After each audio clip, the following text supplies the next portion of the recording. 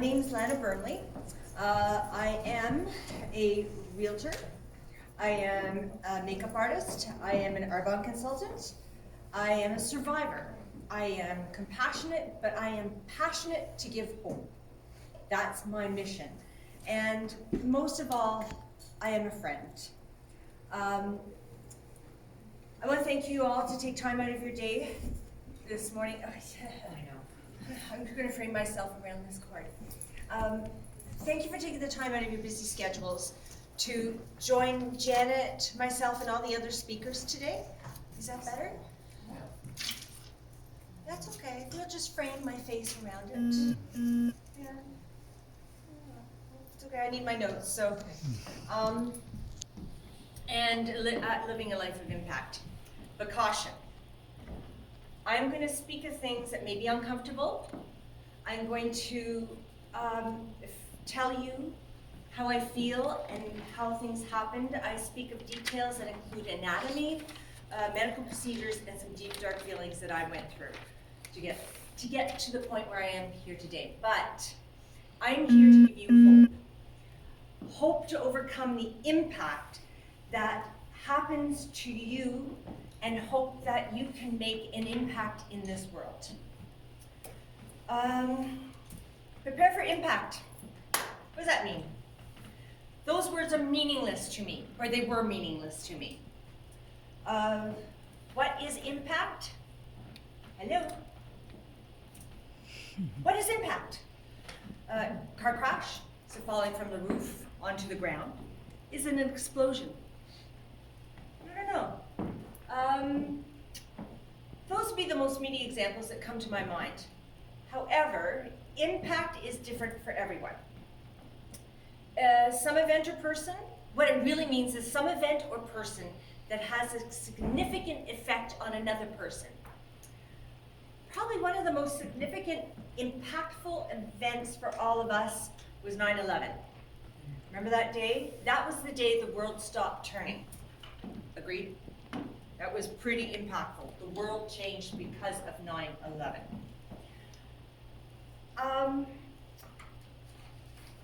Our hearts still ache for those who were directly involved and affected by the tragic events and consequences of that day, and we are still affected to this day because we can't go through the airport security without taking off our shoes, going through a pat-down. I don't know, have you guys found there's more pat-downs these days, especially by the males?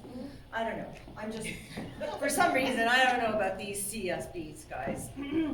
Mind you, they send me over to a girl. But some of them are kind of cute too, in the uniforms.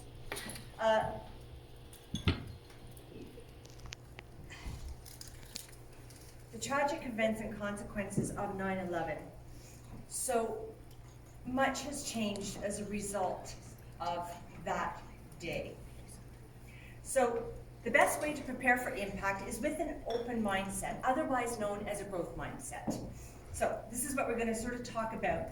But today I'm going to show you 9 mindsets or 9 tricks that will show you how you can look inside yourself and find the answers you need to create a mindset that's going to help you overcome the challenges that may stop us in our tracks, and I've had a few of them, turn our life upside down and make us think that we can't go on anymore.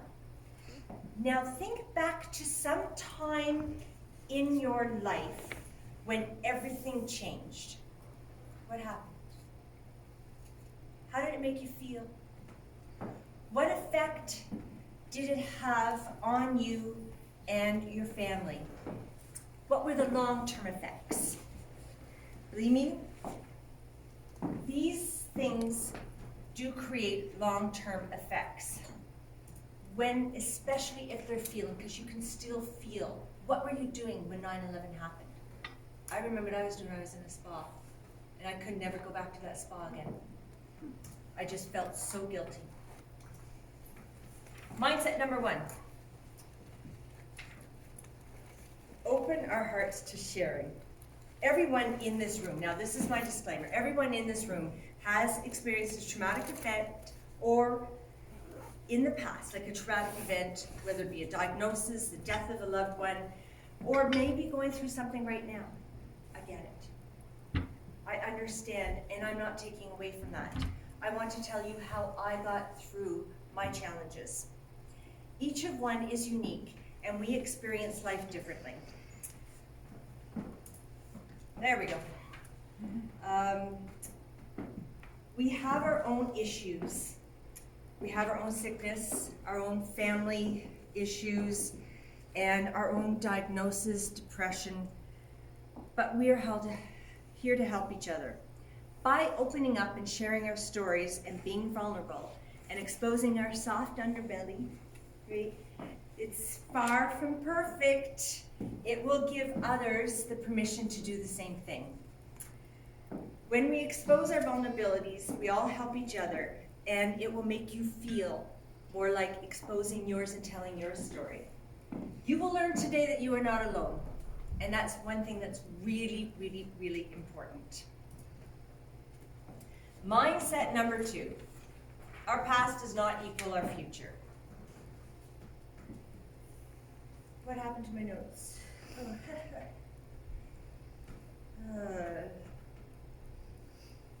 Oh yes, our past does not equal our future. Have you ever had the feeling that you are invincible? No harm will ever come to you? Well, no matter what you're doing at this moment, something will happen at some point. That's what happens to other people because they are careless, reckless, they don't eat right, don't exercise enough, they run with the wrong crowd, or they spend too much money. These are all judgments based on our history, upbringing, and our values. It's not up to us to judge others based on our values. It's up to us to look after ourselves.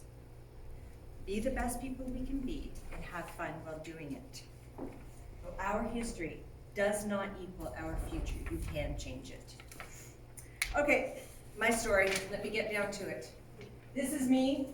I volunteer a lot, and this is me at Fairies in the Park, where I'm a fairy godmother, and I do makeup for little fairies to make them feel good. Everybody loves a bit of pink cheeks and some rosy lips, and some of them even come back to me for a bit more sparkle. So I was one of those people who took life for granted. I felt entitled. I would eat half a sugary cake in one sitting just because I could, and it tasted great. I love my sugar. I'm healthy, I am young. I'm in a great job. I had the world in the palm of my hand. However, I knew in the back of my mind something was wrong. I was 35 years old. I married a man I met while serving in the Canadian Armed Forces. I had a great high-tech job, and I did what I could to get by. We owned our own large house in Stittsville. With space, with a family of 2, we had 3 cars. We traveled 4 times a year and lived quite well. Yet I knew something wasn't right. I was taking a shower one evening, doing my monthly breast self-examination. Wait a minute.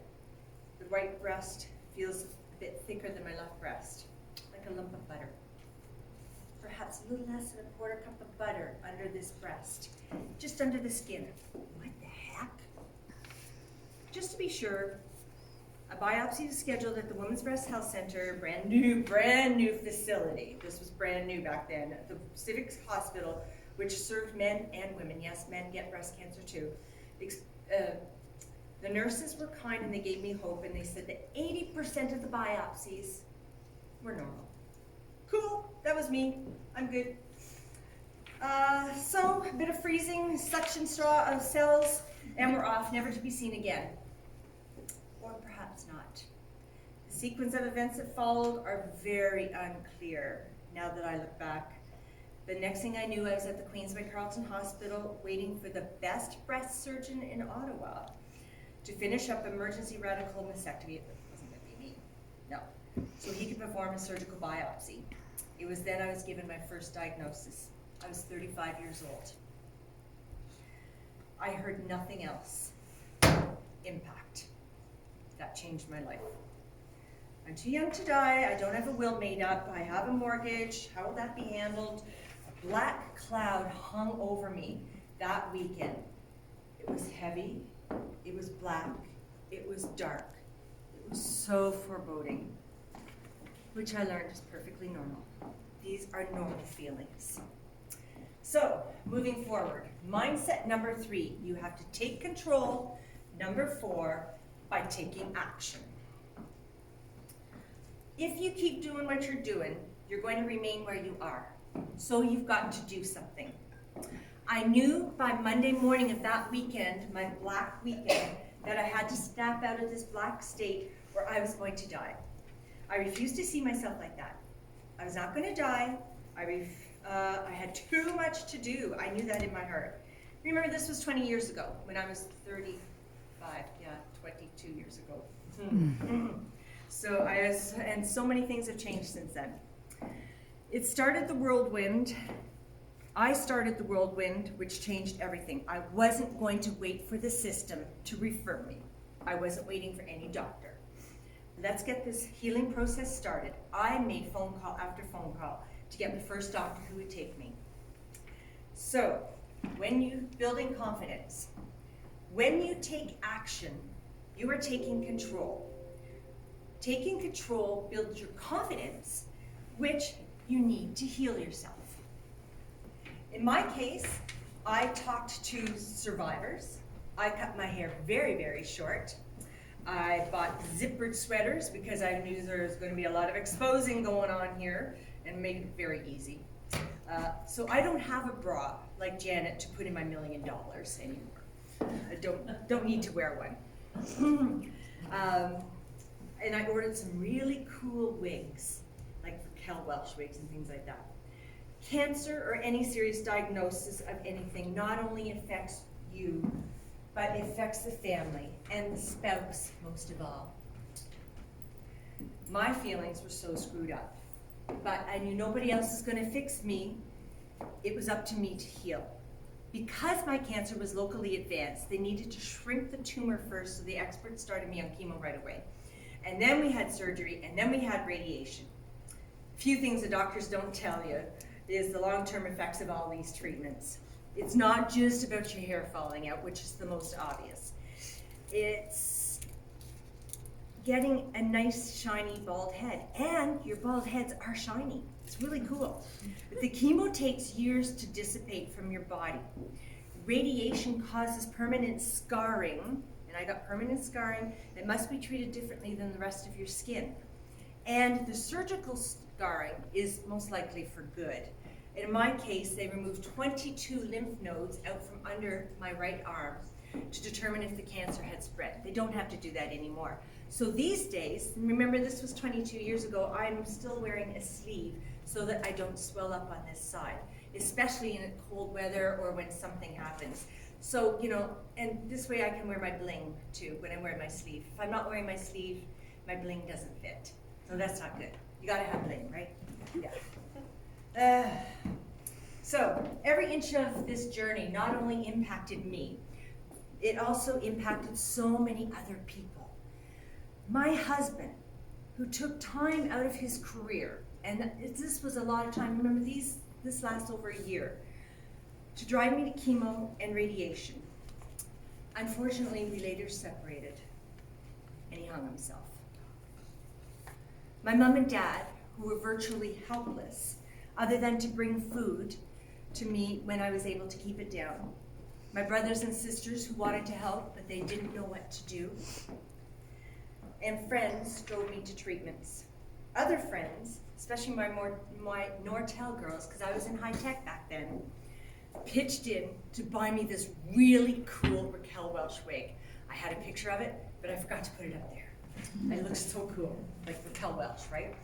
For those of you in my generation.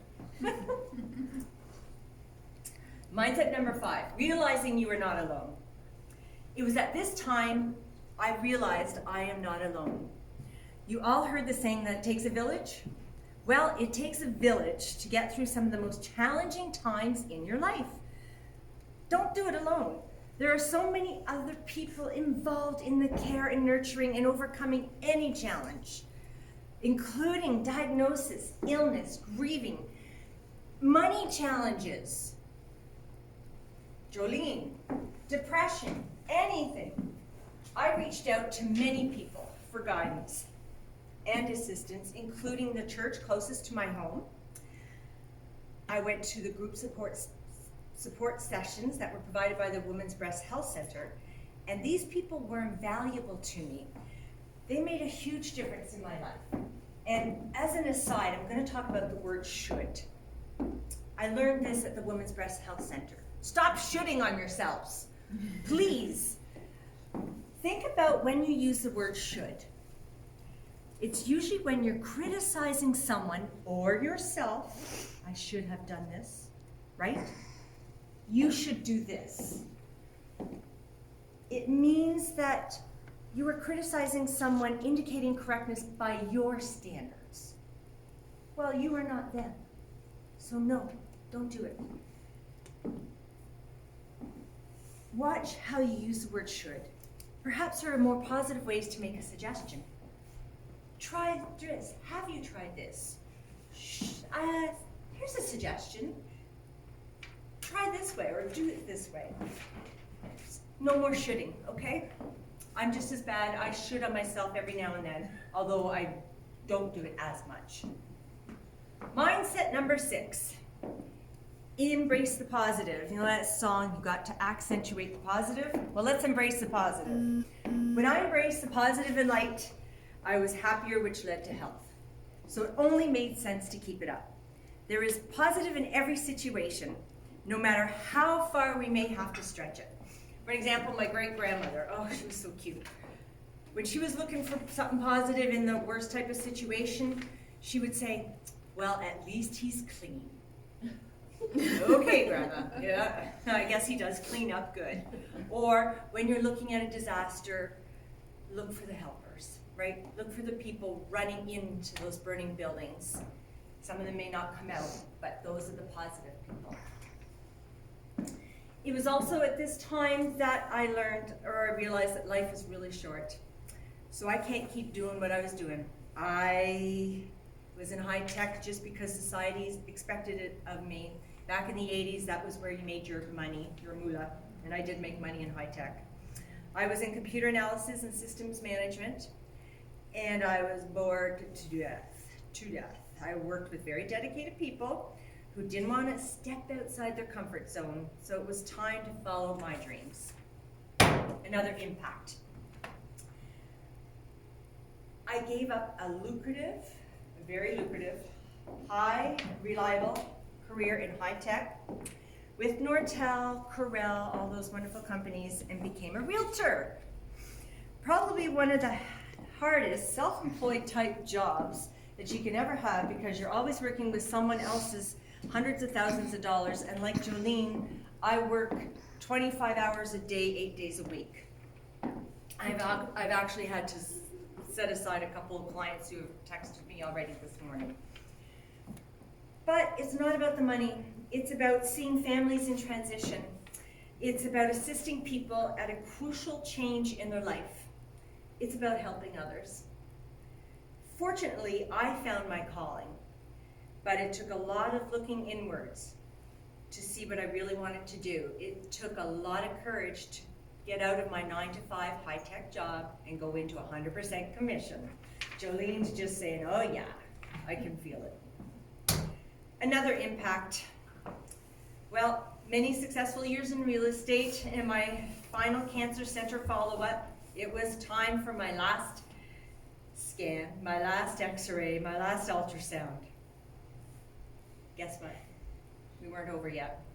It's 10 years later.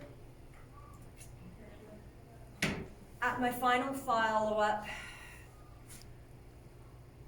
I had to return to the brand new state of our cancer center at the General Hospital campus, and it turned out I had a reoccurrence.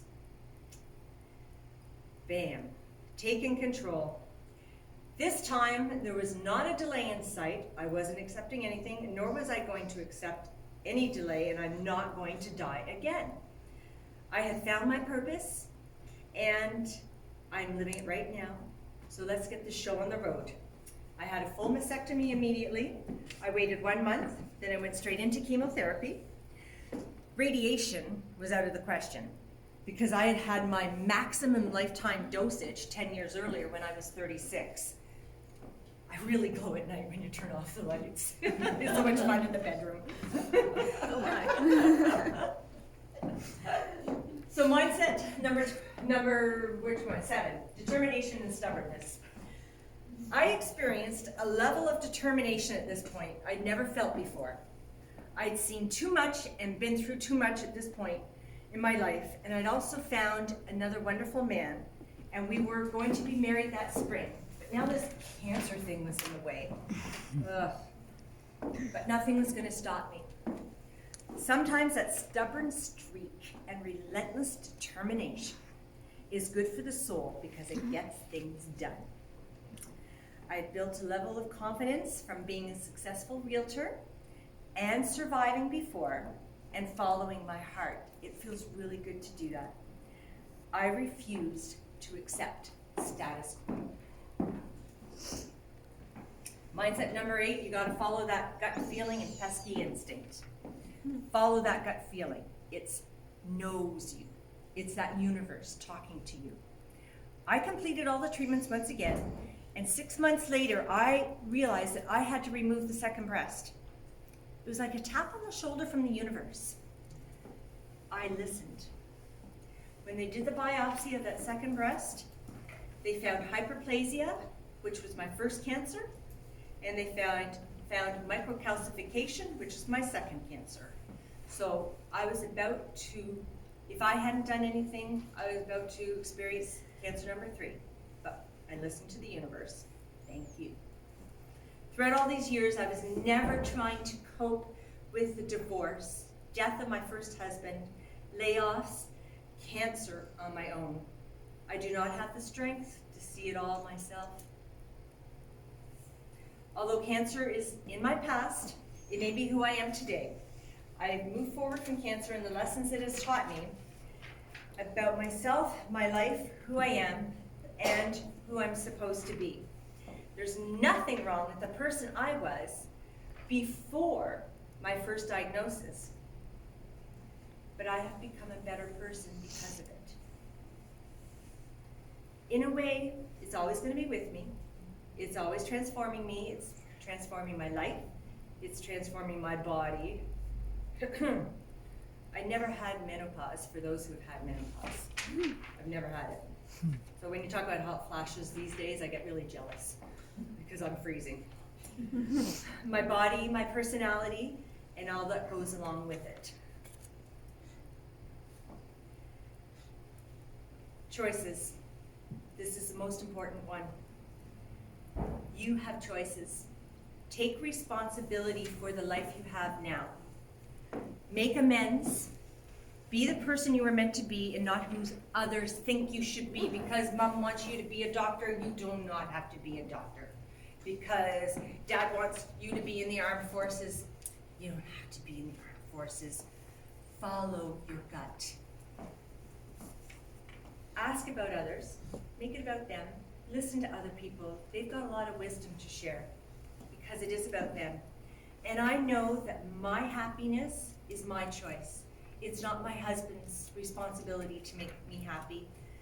It's not my friend's responsibility to make me happy. It's my responsibility, and I choose to be happy. When you recognize you have choices, you will live a happier and more fulfilled life. Just choose to be happy, man. You know? Okay, so cancer's in the way. I'm supposed to get married. I'm getting married. It's okay. Life is a journey, and what's happening at this moment is happening for you and not to you. We all know that something is going to happen to us at some time in our life. I figured cancer could never happen to me, but gosh darn it, isn't it? Twice, almost 3 times. So think about that. Now, if you want to change the world and be that impact that so many others need, start by giving hope.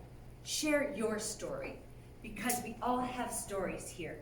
All these people here have shared their story and have given us hope. There's lots of hopes. And finally, whatever you're doing this year, do with the confidence of a 4-year-old in a Batman t-shirt. Thank you.